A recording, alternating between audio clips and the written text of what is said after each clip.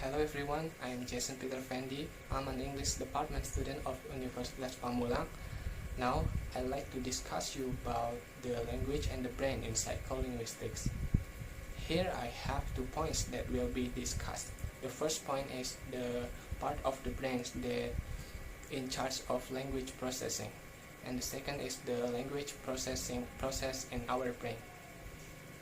If we talk about psycholinguistics, we can separate it from language and the brain.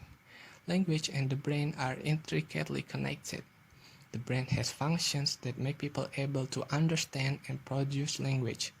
The left hemisphere is the part of the brain that controls humans' language ability.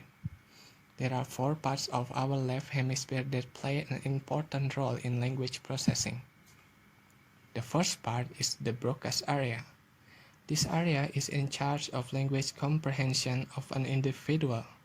This area is founded by Paul Broca in 1860. Paul Broca is a French surgeon who had a patient with producing speech problem. The damage in this area brings speech production problem to the patient. Meanwhile, the damage in the same position of the right hemisphere didn't bring the same effect. Thus, it is considered that our left hemisphere is responsible for language ability. In addition, the results indicate that the broadcast areas is crucially involved in speech production. The second part of the brain that involved in language processing is the Wernicke's area. Wernicke's area is founded by Carl Wernicke around 1870. He had a patient whose brain was damaged and it affected the language comprehension. This research confirmed that language processing is happening in our left hemisphere. The third part that has an important function in language processing is motor cortex. Motor cortex is in charge of controlling the muscle movement in our body, for example for moving hands, feet, arms, and many more.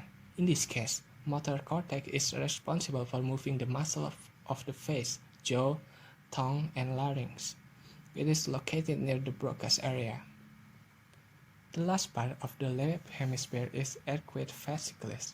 It is a bundle of fibers that connect the broadcast area and the Wernicke's area, which are involved in producing and understanding language. The function of this area is to transfer the signal or information from the Wernicke's area to broadcast area. The next point is the process of language processing. When we talk with someone else, the sound that our ears receive is converted into signals that are transferred into the primary audio cortex, then to the Wernicke's area.